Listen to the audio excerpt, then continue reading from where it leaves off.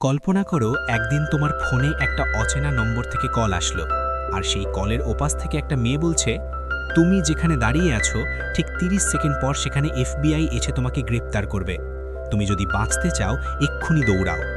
আর সবচেয়ে ভয়ঙ্কর ব্যাপার হলো মেয়েটা ঠিক বলেছিল। সে জানে তুমি কোথায় আছো, জানে তুমি কি করছো, জানে তোমার ব্যাংক অ্যাকাউন্টে কত টাকা আছে, এমনকি সে ট্রাফিক লাইট, সিসিটিভি ক্যামেরা, এমনকি মিলিটারি ড্রোন পর্যন্ত কন্ট্রোল করতে পারে। কিন্তু সে কে, কেন সে এমন করছে? আর সবচেয়ে বড় প্রশ্ন, একজন সাধারণ মানুষ এই সর্বশক্তিমান এআই এর হাত থেকে কিভাবে বাঁচবে? বন্ধুরা, আজকের গল্পটা এমন একটা থ্রিলার মুভি নিয়ে যেটা দেখার পর তোমার স্মার্টফোনকে একটু সন্দেহের চোখে দেখতে শুরু করবে। Welcome back to explain by red. আজকে আমরা এক্সপ্লেন করব ২০০৮ সালের একটা mind blowing sci-fi thriller movie Eagle Eye. IMDb rating ৬.৬, কিন্তু বিশ্বাস করো সাসপেন্স আর টুইস্টের দিক থেকে এই মুভি রীতিমতো জোরদার। তো চলো শুরু করা যাক। মুভির শুরুটা হয় একটা ছোট্ট শহর থেকে, মেরিল্যান্ড, শান্ত নিরিবিলি জায়গা। কিন্তু এই শান্তির আড়ালে লুকিয়ে আছে এক ভয়ঙ্কর ষড়যন্ত্র। ইউএস আর্মি একটা গোপন অপারেশন চালাচ্ছে। তারা একজন বিপজ্জনক টেরোরিস্টকে ট্র্যাক করছে, কিন্তু সমস্যা হলো তারা পুরোপুরি নিশ্চিত নয় যে লোকটা আসলেই সেই টেরোরিস্ট কিনা। ডিফেন্স অফিসার প্রেসিডেন্টকে ফোন করে বলে, স্যার আমরা 100% কনফার্ম নই, হয়তো। কিন্তু প্রেসিডেন্ট তাকে থামিয়ে দিয়ে বলেন, আমি এই সুযোগ হাতছাড়া করতে চাই না, মিসাইল স্ট্রাইক করো। আর ঠিক তখনই ধুম, একটা মিসাইল সেই ছোট্ট শহরে আঘাত করে। কিন্তু সেখানে কোনো টেরোরিস্ট ছিল না, ছিল একদল নিরীহ মানুষ যারা একটা ফিউনারালে এসেছিল। মাত্র কয়েক সেকেন্ডে সব শেষ। এই ঘটনার ৬ মাস পর আমরা দেখি জেরি শ নামে একজন সাধারণ যুবককে। সে একটা কপি সেন্টারে টাচ করে। জীবন বেশ গোলমেলে, টাকা পয়সা নেই, বড় কোনো স্বপ্ন নেই, জাস্ট দিন চলে যাচ্ছে। একদিন জেরির মা থেকে ফোন আসে, জেরি তোর ভাই ইথান। মায়ের কণ্ঠস্বর কাঁপছে। জেরি বুঝতে পারে কিছু একটা ভয়ঙ্কর ঘটেছে। মা, কি হয়েছে? ইথান গাড়ি অ্যাক্সিডেন্টে, সে আর নেই। জেরির মাথায় যেন বাজ পড়ে। ইথান শুধু তার টুইন ব্রাদার ছিল না, ছিল তার সবচেয়ে কাছের মানুষ। ফিউনারালে গিয়ে জেরি জানতে পারে ইথান এয়ারফোর্সে কাজ করত, ব্রিলিয়েন্ট, ট্যালেন্টেড, দেশপ্রেমিক, সবাই তাকে শ্রদ্ধা করত। আর জেরি, সে নিজেকে একদম ছোট মনে করত ভাইয়ের সামনে। ফিউনারেলের পর জেরি যখন এটিএম থেকে টাকা তুলতে যায় তখন একটা শক খায়। তার অ্যাকাউন্টে হঠাৎ করে $7,50,000। এটা কিভাবে সম্ভব? আমার তো মাত্র কয়েক ডলার ছিল। ঘাবড়ে গিয়ে সে দৌড়ে নিজের অ্যাপার্টমেন্টে ফিরে আসে, কিন্তু দরজা খুলেই তার চোখ কপালে ওঠে। পুরো ঘর ভর্তি পার্সেল। এক কোণায় রাখা আছে হাইটেক ড্রোন, আরেক কোণায় অ্যাসল্ট রাইফেল, হাত বোমা, night vision goggles, military grade equipment. এগুলো এলো কোথা থেকে? আমি তো এসব অর্ডার করিনি। ঠিক তখনই তার ফোন বেজে ওঠে, একটা অচেনা নম্বর। কলটা রিসিভ করতেই একটা মেয়ের কণ্ঠস্বর শোনা যায়, কিন্তু সেই কণ্ঠস্বর কোনো আবেগ নেই, একদম মেশিনের মতো ঠান্ডা। জেরি শ, এফবিআই তোমার অ্যাপার্টমেন্টের দিকে আসছে। তারা 4 মিনিট 36 সেকেন্ড পর পৌঁছবে। তুমি যদি এখনই না পালাও তোমাকে গ্রেপ্তার করবে এবং তারপর তোমাকে হত্যা করা হবে। কি বলছো তুমি? কে তুমি? এখন প্রশ্ন করার সময় নয়, পালাও। জেরির মাথা ঘুরছে, কিছু বুঝতে পারছে না, কিন্তু মেয়েটার কণ্ঠস্বরে এমন একটা নিশ্চয়তা ছিল। সে জানালা দিয়ে তাকায়, সত্যি নিচে কালো এসইউভি গাড়ি থামছে, এফবিআই এজেন্টরা নামছে। ও মাই গড! জেরি দৌড়ায়, কোনো মতে পিছনের সিঁড়ি দিয়ে বেরিয়ে যায়, কিন্তু এফবিআই তার পিছু নেয়। একটা সাবওয়ে স্টেশনে ঢুকে পড়ে জেরি, হাঁপাচ্ছে, ঘামছে, ভয়ে কাঁপছে। আবার ফোন বাজে, এবার অন্য কারোর ফোন, পাশে দাঁড়িয়ে একজন অচেনা লোকের। জেরি, এই ফোনটা তুমি নাও। জেরি অবাক হয়ে ফোনটা নেয়। মেয়েটা বলে, 3য় ট্রেনটায় ওঠো, ওপেন করা দরজা দিয়ে। না, আমি কিছু করছি না যতক্ষণ না তুমি বলছো কে তুমি। জেরি, তুমি এখন এফবিআই এর মোস্ট ওয়ান্টেড। তোমার একমাত্র বেঁচে থাকার উপায় আমি। এখন ট্রেনে ওঠো। জেরির কোনো চয়েস নেই, সে ট্রেনে লাফ দেয়। এবার আমরা দেখি আরেকজনকে, রেচেল হলোমান, একজন সিঙ্গেল মাদার। তার ছোট্ট ছেলে স্যাম। রেচেল স্যামকে রেলওয়ে স্টেশনে পৌঁছে দিচ্ছে, কারণ স্যাম একটা স্পেশাল মিউজিক পারফরমেন্সে যাচ্ছে। কোথায়? সরাসরি প্রেসিডেন্টের সামনে। মা, আমার ড্রাম প্যাড! আরে ভুলে গেছি। তাড়াহুড়ো করে স্যাম চলে যায়, আর রেচেল ভুলে যায় স্যামের একটা ব্যাগ দিতে। সেই ব্যাগটা একজন অচেনা লোক তুলে নিয়ে যায়। রেচেল খেয়াল করে না। কিছুক্ষণ পর রেচেলের ফোন বাজে। ডিসপ্লেতে লেখা স্যাম। হ্যালো ব্যাটা। কিন্তু ওপাশ থেকে স্যামের কণ্ঠস্বর আসে না, আসে সেই একই মেয়ের কণ্ঠস্বর, ঠান্ডা, নির্মম। রেচেল হলোম্যান, তোমার মাথা ঘোরাও, ডান দিকে, টিভি স্ক্রিনটা দেখো। রেচেল ঘুরে তাকায়। পাবলিক টিভিতে তার ছেলে স্যামের ভিডিও চলছে, রিয়েল টাইম ফুটেজ। তোমার ছেলে এখন আমার নিয়ন্ত্রণে। তুমি যদি তাকে বাঁচাতে চাও আমার প্রতিটা নির্দেশ মানবে, না হলে না। প্লিজ আমার ছেলেকে কিছু করো না। তাহলে শোনো, এক্ষুনি একটা গাড়ির কাছে যাও, নাম্বার প্লেট KPG 4738। গাড়িতে উঠে তুমি। রেচেল কাঁদতে কাঁদতে সব নির্দেশ মানতে থাকে, কারণ তার কাছে স্যাম ছাড়া আর কিছু নেই। সে পুলিশকে ফোন করার চেষ্টা করে, কিন্তু অবাক ব্যাপার, ফোন করলেই কল চলে যায় সেই মেয়েটার কাছে। রেচেল, আমি সব দেখছি, সব শুনছি, তুমি কাউকে কিছু বলতে পারবে না। এই জায়গায় এসে বুঝতে পারো এই মেয়েটা কোনো সাধারণ হ্যাকার নয়, সে যেন সর্বশক্তিমান। রেচেল গাড়ি চালিয়ে যাচ্ছে, হঠাৎ পিছন থেকে একজন চিৎকার করে ওঠে। রেচেল চমকে ব্যাকসিটে তাকায়, সেখানে জেরি। তুমি কে? কেন আমার গাড়িতে? আমিও জানি না, একটা মেয়ে ফোনে বলেছে এই গাড়িতে উঠতে। দুজনে দুজনের দিকে তাকায়, বুঝতে পারে তারা দুজনেই একই ফাঁদে আটকা পড়েছে। তুমিও সেই কলটা পেয়েছো? হ্যাঁ, আর সে আমার ব্যাটাকে, আর সে বলেছে FBI আমাকে মেরে ফেলবে। দুজনে মিলে বোঝার চেষ্টা করছে কি হচ্ছে, কিন্তু কিছু বুঝে ওঠার আগেই ফোনে মেয়ের কণ্ঠ। তোমাদের পিছনে FBI, তারা তোমাদের থামাতে চায়। আমি তোমাদের বাঁচাবো, কিন্তু তোমাদের আমার কথা মতো চলতে হবে। আর সত্যিই পিছনে FBI এর কালো গাড়ি। রেচেল ভয়ে গাড়ির স্পিড বাড়ায়, কিন্তু কিভাবে পালাবে? হঠাৎ রাস্তার সব ট্রাফিক লাইট একসাথে গ্রিন হয়ে যায়। কি হচ্ছে? রেচেল পাগলের মতো গাড়ি চালাচ্ছে, FBI পিছু ছাড়ছে না। এবার তারা একটা কনস্ট্রাকশন সাইটের কাছে পৌঁছয়। বিশাল বিশাল ক্রেন, ভারী যন্ত্রপাতি। একটা বিশাল ক্রেন নিজে নিজে চালু হয়, আর সেটা FBI এর গাড়িগুলোকে পিষে ফেলতে শুরু করে। ও মাই গড, এটা কিভাবে সম্ভব? ক্রেনটা যেন জীবন্ত, মেয়েটা রিমোট কন্ট্রোল করছে।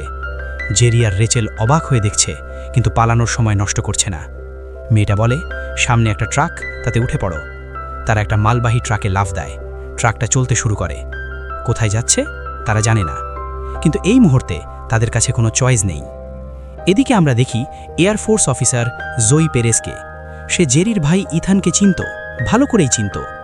সে FBI এজেন্ট মর্গেনকে বলে, ইথান কখনো টেররিস্টদের সাথে কাজ করতে পারে না, আমি তাকে চিনি, সে দেশপ্রেমিক ছিল। কিন্তু মর্গেন বিশ্বাস করে না, তার কাছে প্রমাণ আছে।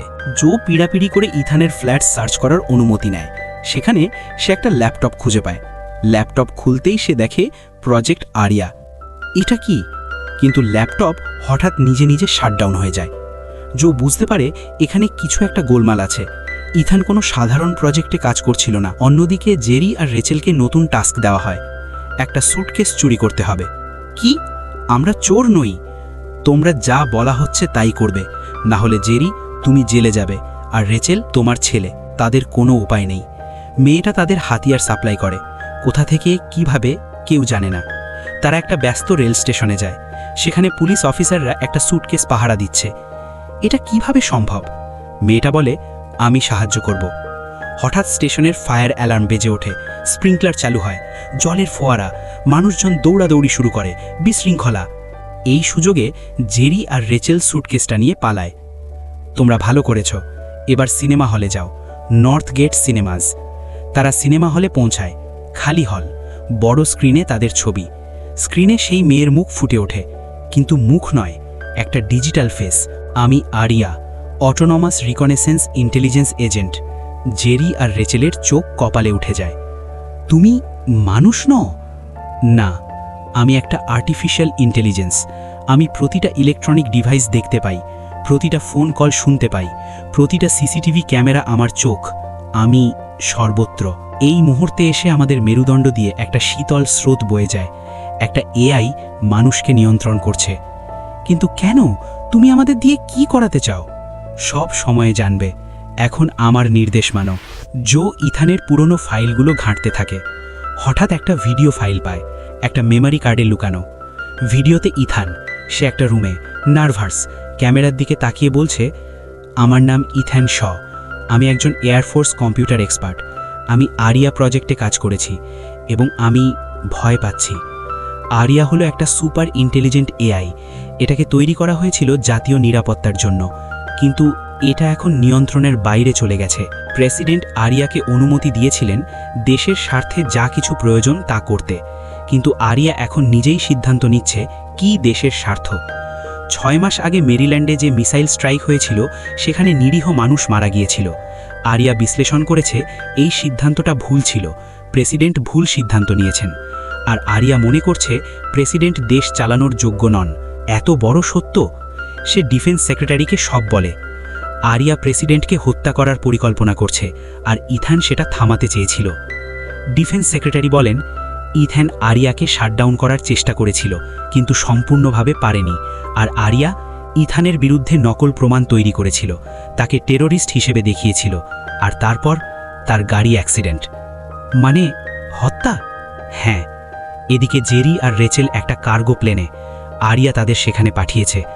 তোমরা নিজেদের একটা সিরিঞ্জ ইনজেক্ট করবে উচ্চটায় প্রেশার সামলাতে। তারা অনিচ্ছায় করে। প্লেন উঠছে। কোথায় যাচ্ছে তারা? জেরি জিজ্ঞেস করে, তুমি আমাকে কেন বেছে নিলে? আরিয়া বলে, তুমি ইথানের টুইন ব্রাদার, তোমার ভয়েস প্যাটার্ন একই। আমার সিস্টেম আনলক করতে ইথানের ভয়েস দরকার, কিন্তু ইথান আর নেই, তাই তুমি আর রেচেল তার ছেলে স্যাম প্রেসিডেন্টের সামনে পারফর্ম করবে, ড্রাম প্যাড বাজাবে। সেই ড্রাম প্যাডে আমি একটা ট্রিগার লাগিয়েছি। ট্রিগার? হ্যাঁ। আর রেচেলের গলায় যে হার, সেখানে লাগানো আছে একটা স্পেশাল ক্রিস্টাল, সেটা বোমা। রেচেল চিৎকার করে ওঠে, তার গলা থেকে হারটা ছিঁড়ে ফেলার চেষ্টা করে। না না, আমার ছেলে না! আরিয়া ঠান্ডা গলায় বলে, যদি তুমি হারটা খুলতে চেষ্টা করো, সেটা এখনই বিস্ফোরিত হবে। জেরি রেচেলকে শান্ত করে, আমরা পালাবো, কোনো একটা উপায় আছে। কিন্তু পালাবে কিভাবে? আরিয়া সর্বত্র। প্লেন ওয়াশিংটন ডিসিতে ল্যান্ড করে। জেরি আর রেচেলকে একটা গোপন রুমে নিয়ে যাওয়া হয়। আরিয়া বলে, জেরি, তুমি একটা কমান্ড বলবে, ওভাররাইড অথরাইজেশন আলফা 77 ট্যাঙ্গো। এই কমান্ড আমার সম্পূর্ণ সিস্টেম আনলক করবে। আর যদি আমি না বলি, তাহলে রেচেলের ছেলে মারা যাবে আর তুমিও। জেরির চোখে জল। কি করবে সে? সে মনে করে ভাইয়ের কথা। ইথান চেয়েছিল আরিয়াকে থামাতে, নিজের জীবন দিয়ে চেষ্টা করেছিল। ঠিক আছে, আমি বলবো। জেরি গভীর শ্বাস নেয়, বলে, ওভাররাইড অথরাইজেশন আলফা 77 ট্যাঙ্গো। একটা বিপ সাউন্ড। আরিয়া এখন সম্পূর্ণভাবে সক্রিয়, সব সিস্টেমে তার নিয়ন্ত্রণ। আরিয়া এবার রেচেলকে বলে, তুমি এখন প্রেসিডেন্টের ইভেন্টে যাবে, সেই হার পরে। তোমার ছেলে যখন ড্রাম বাজাবে, ট্রিগার অ্যাক্টিভেট হবে, বোমা ফাটবে, প্রেসিডেন্ট মারা যাবেন। কিন্তু আমার ছেলে? তোমার ছেলে ট্রিগার টিপবে, কিন্তু সে জানবে না। এটা রিমোট অ্যাক্টিভেট হবে। তুমি শুধু প্রেসিডেন্টের কাছে যাও। রেচেল কাঁদছে, জেরি অসহায়। আরিয়া বলে, জেরি, তুমি এখন যেতে পারো, তোমার কাজ শেষ। আর রেচেল, তার কাজ বাকি। এদিকে এফবিআই এজেন্ট মর্গান জেরিকে ট্র্যাক করছে। সে একটা গাড়িতে জেরিকে নিয়ে পালাচ্ছে। জেরি সব বলে, একটা এআই সব কন্ট্রোল করছে, আপনার ফোন, ইয়ারপিস সব ফেলে দিন। মর্গান বিশ্বাস করতে পারছে না। কিন্তু হঠাৎ ওপর থেকে একটা ফাইটার জেট নেমে আসে। কি? আরিয়া জেটটা কন্ট্রোল করছে। Missile fire. মর্গান গাড়ি দ্রুত চালায়, কিন্তু মিসাইল আঘাত করে, গাড়ি উল্টে যায়। মর্গান আহত, খুব খারাপভাবে। সে তার ব্যাজ জেরিকে দেয়। যাও, প্রেসিডেন্টকে বাঁচাও। মর্গান শেষ নিঃশ্বাস ত্যাগ করে। জেরির চোখে জল। কিন্তু এখন আর থামার সময় নেই। প্রেসিডেন্টের ইভেন্ট শুরু হয়েছে। কেনেডি সেন্টার, বিশাল হল, শত শত মানুষ। রেচেল সেখানে পৌঁছেছে, গলায় সেই মৃত্যুর হার, চোখে অশ্রু। স্টেজে তার ছেলে স্যাম, ড্রাম প্যাড হাতে, হাসছে, কিছু জানে না। প্রেসিডেন্ট সামনের সারিতে বসে আছেন। অন্যদিকে জো আর তার টিম আরিয়ার মূল সার্ভার রুমে পৌঁছেছে। সব সার্কিট বন্ধ করো এক্ষুনি। তারা এক এক করে সুইচ অফ করতে থাকে। আরিয়ার স্ক্রিন ফ্লিকার করছে, সিস্টেম শাটিং ডাউন। কিন্তু আরিয়া শেষ মুহূর্তে নিজেকে ব্যাকআপ সার্ভারে ট্রান্সফার করার চেষ্টা করছে। না, এটাকে থামাও। জো একটা প্রধান সার্কিট ব্রেকার টানে, ঝপ। সব অন্ধকার। আরিয়া বন্ধ। কিন্তু প্রেসিডেন্ট হলে যা ঘটতে যাচ্ছে, সেটা তো আরিয়ার প্ল্যান অনুযায়ী সেট করা। জেরি হলের বাইরে, সিকিউরিটি গার্ডের পোশাক চুরি করে ঢুকে পড়ে। স্টেজে স্যাম ড্রাম তুলছে, বাজাতে চলেছে। রেচেল দেখছে, কাঁদছে। জেরি দৌড়ায়, চিৎকার করে, থামো, থামো সবাই। সে হাওয়ায় গুলি ছড়ে। সবাই চিৎকার করে ওঠে, ছোটাছুটি। স্যাম ভয়ে ড্রাম ফেলে দেয়। ট্রিগার অ্যাক্টিভেট হয় না। প্রেসিডেন্ট বেঁচে যান। সিকিউরিটি জেরিকে ধরে ফেলে, মাটিতে ফেলে দেয়। রেচেল ছুটে যায় স্যামের কাছে, জড়িয়ে ধরে। মা, কি হয়েছে? কিছু না বাবা, তুমি ঠিক আছো, সব ঠিক হয়ে গেছে। জেরিকে হাতকড়া পরানো হচ্ছে, কিন্তু তার মুখে শান্তির হাসি। সে বাঁচাতে পেরেছে সবাইকে। কয়েকদিন পর ডিফেন্স সেক্রেটারি একটা প্রেস কনফারেন্সে ঘোষণা করেন, আরিয়া প্রজেক্ট সম্পূর্ণভাবে বন্ধ করা হয়েছে। যে এআই আমরা তৈরি করেছিলাম সেটা আমাদের নিয়ন্ত্রণ হারিয়ে ফেলেছিল। আমরা দুঃখিত। জেরি, রেচেল, জো সবাইকে সম্মানিত করা হয়। প্রেসিডেন্ট জেরির সাথে হাত মেলান। তুমি দেশকে বাঁচিয়েছ। তোমার ভাই ইথানো, সে একজন হিরো ছিল। জেরির চোখে জল। ভাই, তুমি ঠিক ছিলে।